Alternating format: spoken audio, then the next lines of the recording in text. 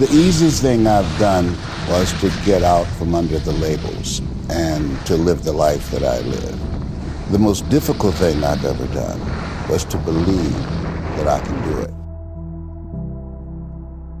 The difference is that when you don't know what's impacting you, and it's something that's holding you down and you're not aware of it. There are things that when you, in my situation, when you live in a dominant culture that is designed to destroy your sense of self and your belief in yourself, and you have to learn ways in which you can begin to connect with this power that you have within yourself to handle where you are. The key is to be constantly in a perpetual process of discovering the truth of who you are and fighting constantly to look for ways in which you can escape the inner conversation. Between ages 0 and 5, we determine what's available to us and what's not available to us. And so that was a defining moment. I knew there are certain things I could not do, certain places I could not go. They used to have signs on Miami Beach that said, Jews, dogs, and coloreds not allowed. And so now you have to operate within the constraints of the dominant society and the things that they've created for you. And it's a challenge to see yourself beyond that and to work to get outside of that, even after those laws have changed, because that has become so much a part of you.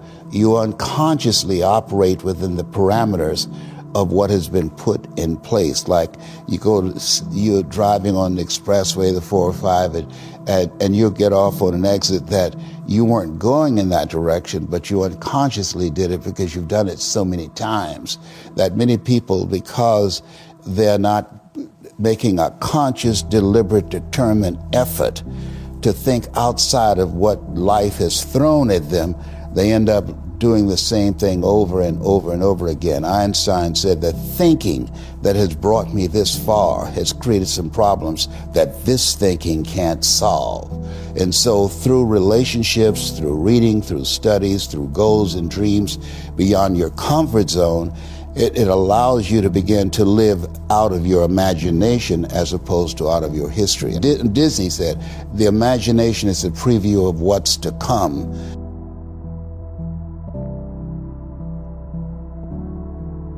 They have to expose themselves to something that will give them a different vision of themselves. And in addition to that, they have to put themselves in a community of what I call OQP, only quality people. A gentleman who dramatically transformed my life. I was a junior at Booker T. Washington High School in Miami, Florida, and I went in his class looking for another friend, and he said, go to the board and work this problem out for me. I said, sir, I can't do that. He said, why not? I said, I'm not one of your students. He said, do it anyhow. And the other kids started laughing, saying, he's Leslie, he's DT. And he said, what's DT? His brother is smart, but he's the dumb twin. And I said, I am, sir. And he came from behind his desk and he pointed at me. He said, don't you ever say that again. Someone's opinion of you does not have to become your reality.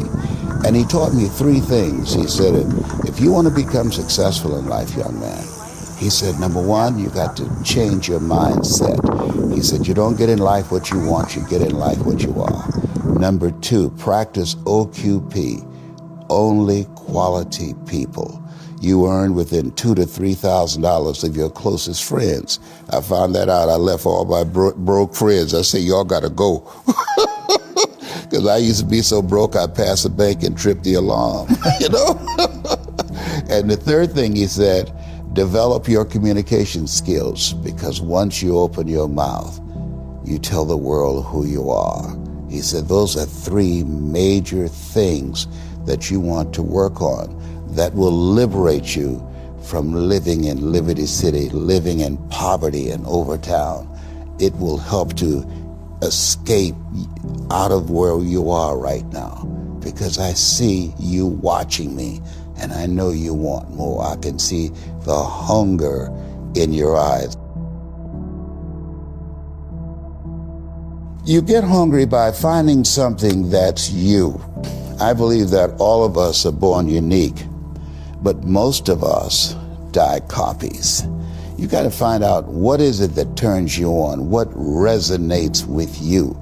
One of the things that I realized and what allowed me to become successful as a speaker, the speaking industry has been hijacked by people who speak to sell, and it's okay to do that and make money. I speak to change lives because somebody spoke and changed my life. So this is my passion. This is my drive. This is something that I feel in my heart. And so the key to that hunger-driven life is a heart-centered life.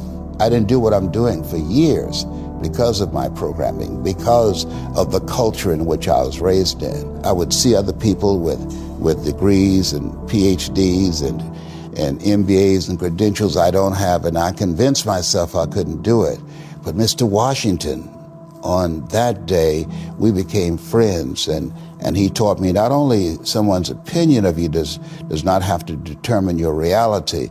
He said that you have to work on yourself and you have to have an unstoppable attitude, and no excuse is acceptable, and you got to make it a priority, a non-negotiable in your life, and hold a constant vision of what it is you want to achieve. See it accomplished and go all out. Find a way to win. In spite of the setbacks, in spite of the disappointments, in spite of your failures. I tell people when I'm giving presentations, you will fail your way to success. I have a saying, if life knocks you down, try and land on your back, because if you can look up, you can get up. And so those experiences of going after goals that's beyond your comfort zone, and having relationships that will challenge you, and surrounding yourself with coaches and mentors who can take you to a place within yourself that you can't go by yourself, because you can't read the label when you're locked in the box. And so those experiences, they challenge you to go to that next level and continue to move forward in your life, doing new and exciting things that eye has not seen, ear has not heard, nor has entered the heart of mankind what God has in store for you when you live a heart-centered life, deciding that you're going to live a life that will outlive you. You're going to live a life that counts, a life that will build a legacy and change the planet. You know, Horace Mann said, we should be ashamed to die until we've made some major contribution to humankind. And so my goal is to make a major contribution to humankind. Every day when I get up, my mindset is, what is it that I can do to touch and impact somebody's life today? What is it? What does that look like? Don't live the life that has been given you by their circumstances, by the people that's around you. That Sidney Poitier wrote a book called The Measure of a Man. And he said, when you go for a walk with someone, something happens without being spoken. He said, either you adjust to their pace or they adjust to your pace. Whose pace have you adjusted to? And so there are things that we pick up and we think that they're our choices, but they're choices that we've been programmed by life to do. When we leave our homes in the morning, we're bombarded with over 6,000 advertising hits through Facebook, through Twitter, through Instagram, through television, through our phones, and through our communities, and through the computers. And so all of these things are impacting us every day.